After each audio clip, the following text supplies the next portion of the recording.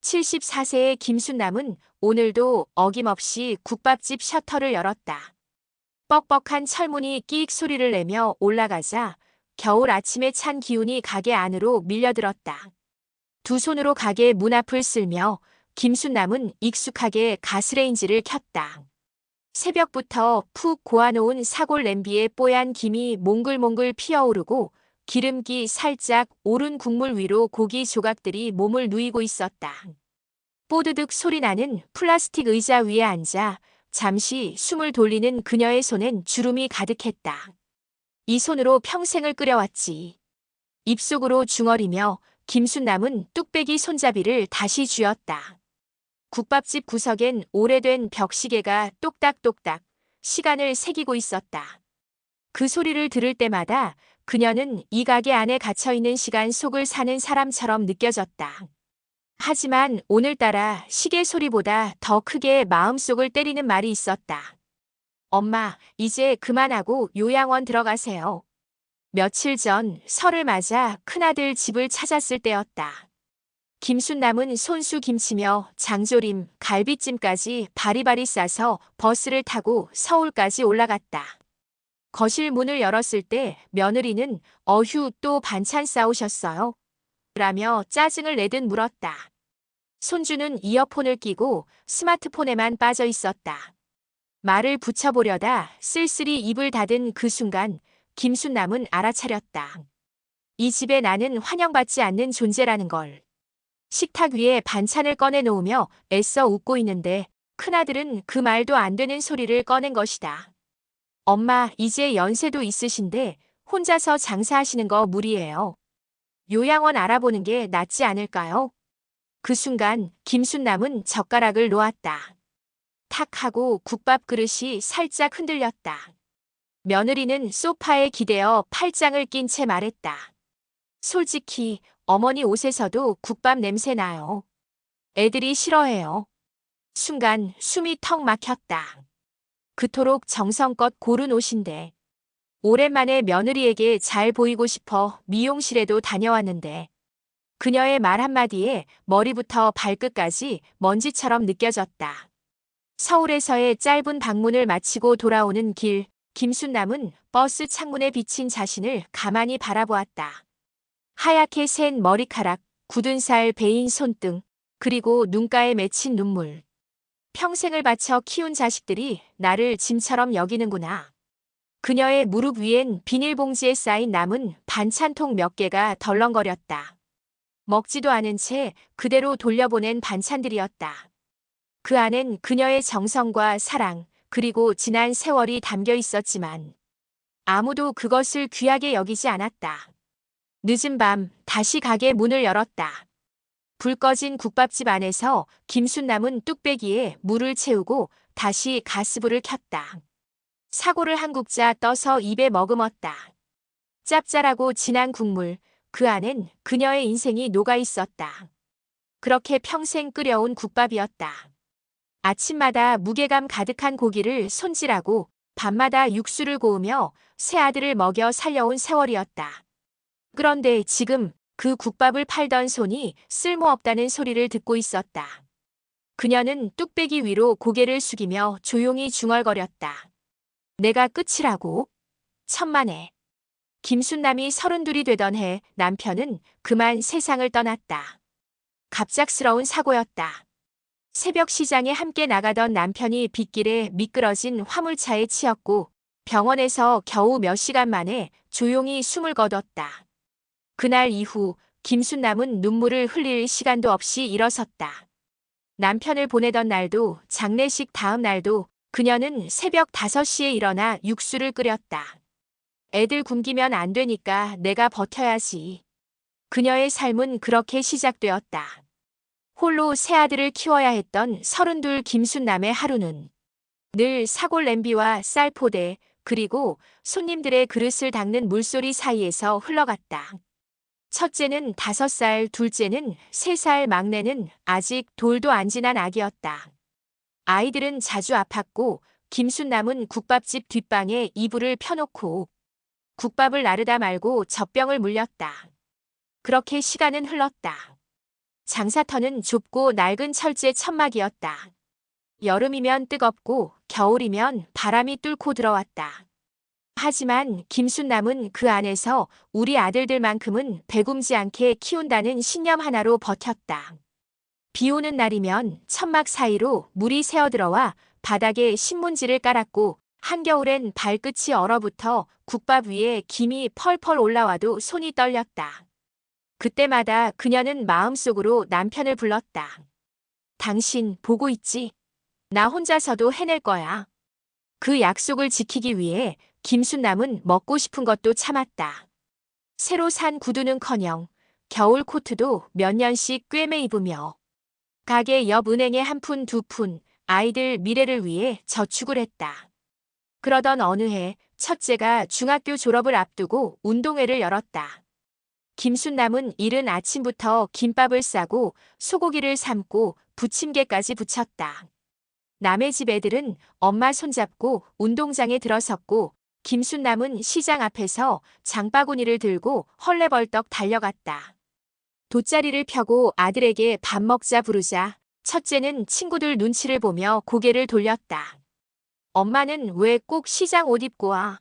그냥 도시락 시키지. 그 말에 김순남은 아무 대꾸 없이 김밥을 조용히 싸서 가방에 넣었다. 속이 쓰렸다. 하지만 아이가 창피하다는 마음도 이해했다. 그래, 나중에 내가 자라서 알게 되겠지. 엄마가 얼마나 너를 위해 살았는지. 그렇게 새 아들은 자라났다.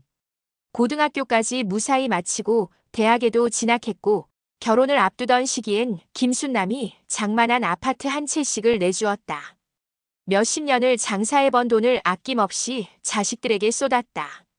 아파트 대출도 본인이 갚았고 결혼식 비용도 냈다. 내 몫이란 건 없어도 돼.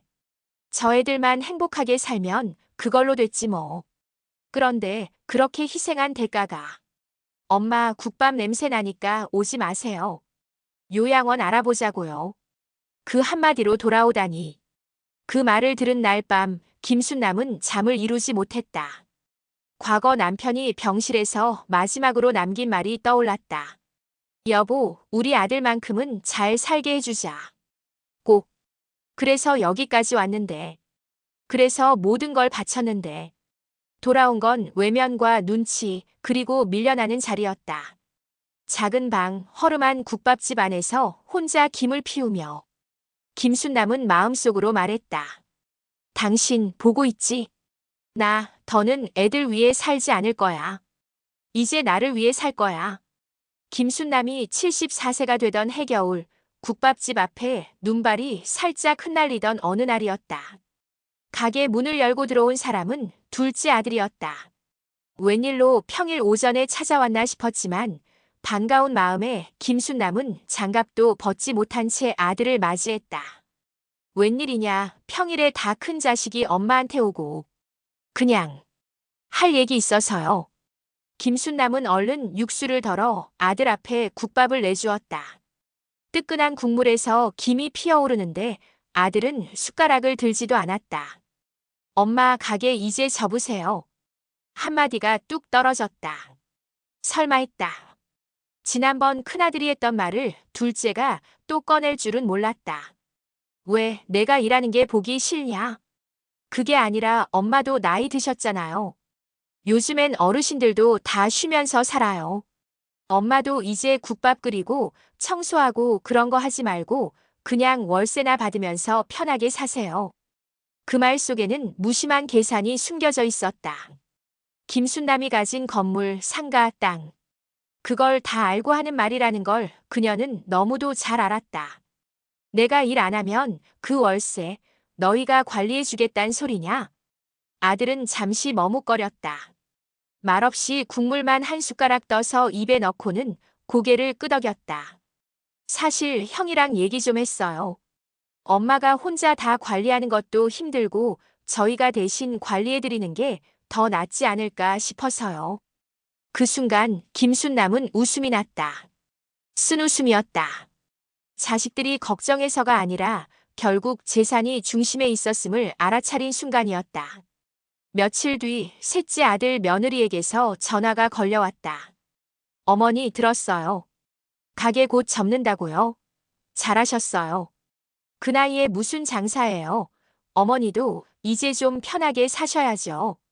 저도 진작부터 말씀드리려고 했거든요. 며느리는 덧붙였다. 그 기부 같은 건 이제 좀 그만하시면 좋겠어요. 얼마 전에 복지관에 기부하셨다면서요? 어머니 돈도 아니고 결국은 우리가 상속받을 건데 자꾸 남 주지 마시고요. 그 말에 김순남은 잠시 말을 잃었다. 복지관에 쌀과 연탄을 기부했던 건 몇 달 전이었다.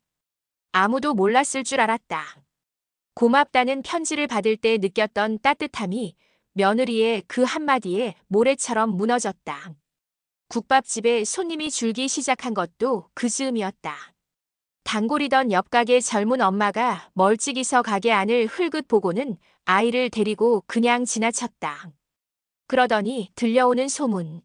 저 할머니 위생이 별로래. 나이도 많은데 아직도 장사한다고. 시장에서 누가 퍼뜨렸는지도 모를 이야기들이 이리저리 퍼졌다. 누군가 악의적으로 흘린 듯한 느낌. 김순남은 문득 며느리의 말투를 떠올렸다. 요즘 누가 국밥 먹어요? 그 말 뒤에 깔린 냉소가 떠올라 속이 싸하게 식었다. 며칠 뒤 국밥집 우편함에 익숙지 않은 봉투 하나가 꽂혀 있었다. 세무조사 통지서. 순간 심장이 철렁 내려앉았다. 김순남은 손에 쥔 봉투를 열어보기도 전에 직감했다. 누군가 의도적으로 신고했구나. 가게 수익이 얼마인지 소득 신고는 어떻게 하는지 아는 사람은 많지 않다. 하지만 며칠 전 둘째 아들이 월세 받으며 편하게 사세요라는 말을 할 때 이상하게 서류 얘기를 꺼낸 것이 떠올랐다. 어디에 얼마 있다고 엄마도 이제 투명하게 해놔야 해요. 가게에 앉아 통지서를 쥐고 있는 김순남의 손이 떨렸다. 서러웠다. 눈물이 핑 돌았다. 그날 밤 김순남은 국밥을 끓이지 않았다. 가게 불을 끄고 조용히 자리에 앉아 있었다. 가게 안은 고요했고 그 고요 속에서 그녀의 분노와 상처가 타들어갔다. 그리고 그녀는 조용히 하지만 단단히 결심했다. 이제 나도 준비를 해야겠구나. 가만히만 있을 순 없지. 그녀의 눈빛은 오랜 시간 끓여온 국물처럼 진하고 깊어졌다. 겨울이 지나고 시장 골목엔 봄 햇살이 스며들기 시작했다. 하지만 김순남의 마음은 여전히 매서운 바람 한복판에 서 있는 듯했다. 세무조사 통지서를 받아들고도 그녀는 아무에게도 말하지 않았다. 손님들 앞에선 늘 하던 대로 따끈한 국밥에 파를 송송 썰어 넣고 추우셨죠? 이 국물 드시면 몸 풀려요. 늘 그랬듯 웃는 얼굴로 하루를 시작했다. 하지만 장사 끝나고 늦은 저녁 불 꺼진 가게 안에서 그녀는 조용히 수첩을 폈다. 노랗게 바랜 작은 노트 한 귀퉁이엔 오래전부터 적어온 숫자들이 빼곡했다. 건물별 월세 입금 내역, 세입자 전화번호, 관리 상태까지. 누구보다 꼼꼼하게 그녀는 자식들을 위해 정리해둔 것들이었다. 이젠 그걸 나를 위해 사용할 때였다. 며칠 후 김순남은 조용히 건물주 모임에 참석했다. 오래 알고 지낸 공인중개사 조 선생의 소개였다. 처음엔 조용히 앉아 다른 사람들 이야기를 듣기만 했다. 하지만 그녀가 시장 뒷길의 상가 세 채와 골목 입구 건물 한 채의 소유자라는 사실이 알려지자 모임 사람들의 눈빛이 바뀌었다. 어머님, 그 땅 지금 평당 시세 아시죠? 어마어마하신데요. 김순남은 그저 웃으며 대답했다. 그 땅이요, 남편이랑 처음 장사 시작했던 자리예요. 애들이 기어다닐 때 업고 다녔던 길이기도 하고요. 그 말에 모임 사람들은 잠시 조용해졌고 그녀는 처음으로 이 땅들, 내 인생의 일부였구나 하고 깨달았다. 그날 이후 김순남은 달라졌다. 가게 문을 닫은 뒤에는 늘 근처 복지관이나 시장 상인회에 들렀다. 도움을 받기보다 도움을 주기 위한 자리였다. 내가 가진 걸 정말 필요한 사람들에게 쓰고 싶어요. 우리 상인들 세간판도 달고 바닥도 좀 고치고요. 복지관에서는 조용히 쌀과 생필품을 전달했고 시장에선 어려운 점포 몇 곳에 한 달 월세를 대신 내주었다. 아무도 몰랐다. 그녀가 국밥 할머니인 줄만 알았지. 이 시장의 주인이자 후원자라는 건. 그러던 어느 날 둘째 아들이 갑자기 찾아왔다. 그 눈빛에 뭔가 수상함이 비쳤다. 엄마, 저기 가게 계약서 어디 두셨어요? 왜? 그냥 확인 좀 하려고요. 요즘 부동산 관련해서 우리가 정리를 도와드리는 게 낫지 않을까 싶어서요. 그 순간 김순남은 아들의 손을 조용히 밀어냈다. 그런 건 내가 알아서 해. 너희 손 탈 필요 없어. 아들은 어색한 웃음을 지으며 말했다. 엄마, 우리더러 뭐 못 믿겠다는 거예요. 그 말에 김순남은 대답 대신 천천히 노트 한 권을 내밀었다. 그 안엔 그녀가 소유한 부동산 목록과 관련 자료들이 정리되어 있었다. 마치 유언장처럼 깔끔하게 정리된 한 장 한 장. 이거 미리 줄 필요 없어. 나는 아직 건강하고 내 정신도 멀쩡하니까.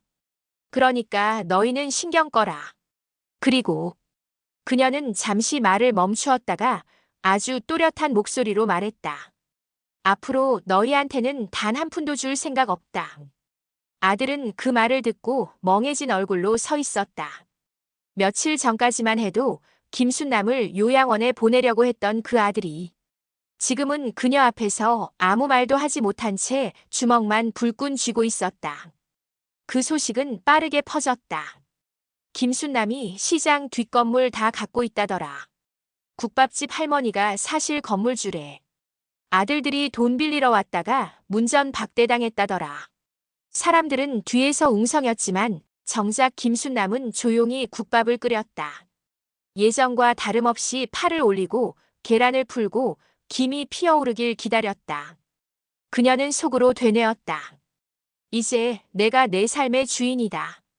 봄이 깊어지던 어느 날 시장 입구에 새간판이 걸렸다. 기존의 낡고 바랜 순남 국밥 대신 윤이 나는 금색 글씨로 순남식당 이 골목에 따뜻한 국밥집이라는 간판이 걸렸다. 74세 김순남은 여전히 매일 새벽 국을 고았다. 하지만 달라진 게 있었다. 이젠 혼자가 아니었다. 시장 청년들 몇 명이 번갈아 가게를 돕고 김순남이 손수 키운 반찬 만드는 법을 배우기 시작했다. 그녀가 투자한 건물 일부를 리모델링해 청년 상인들이 시작할 수 있도록 무상 임대도 시작했다. 처음엔 그냥 국밥 먹으러 왔는데요. 이 할머니 때문에 살 길이 보였어요. 누군가 TV 인터뷰에서 그렇게 말했고 그날 이후 시장에는 카메라가 하루 걸러 한 번씩 들어오기 시작했다. 김순남 할머니, 어떻게 이런 큰 결심을 하셨어요? 어느 방송 기자가 물었다. 그녀는 국밥 위로 김이 피어오르는 걸 바라보다가 조용히 말했다. 평생 남만 위해 살아봤잖아요. 이제는 진짜 필요한 사람들 위해 살아도 괜찮지 않겠어요? 기자의 손에 들린 펜이 멈췄고 그 말을 듣던 청년 하나가 눈을 붉혔다. 그녀의 말은 단순한 인터뷰의 한 문장이 아니라 이 시장 전체에 잔잔하게 퍼지는 울림이 되었다. 그러던 어느 날 셋째 아들이 다시 그녀를 찾아왔다. 구겨진 양복, 초췌한 얼굴, 두 손 가득 서류 봉투. 엄마, 우리 그 집 대출금 이제 감당 못해요. 경매 들어간대요. 엄마, 우리 좀 도와줘요. 이번 한 번만요. 김순남은 말없이 아들의 얼굴을 가만히 바라보았다. 그동안 그녀 앞에서 얼마나 많은 말을 내뱉었는지, 자기 입으로 자신을 얼마나 짐처럼 만들었는지 그 아들은 기억하고 있을까? 그녀는 천천히 대답했다. 내 돈은 이제 나랑 이 시장 사람들을 위해 쓸 거다. 엄마 진짜 너무하신 거 아니에요? 그래, 아마 너한테는 너무할지도 모르지. 하지만 나한테는 지금이 처음으로 나를 위한 선택이다. 며느리는 결국 집을 떠났다. 오래전부터 금이 가 있던 관계였다고 한다. 사랑이 식은 건지 아니면 돈이 떨어져 떠난 건지는 아무도 몰랐다. 남은 건 아들뿐이었다. 처음에는 그녀를 원망하는 눈빛이었다.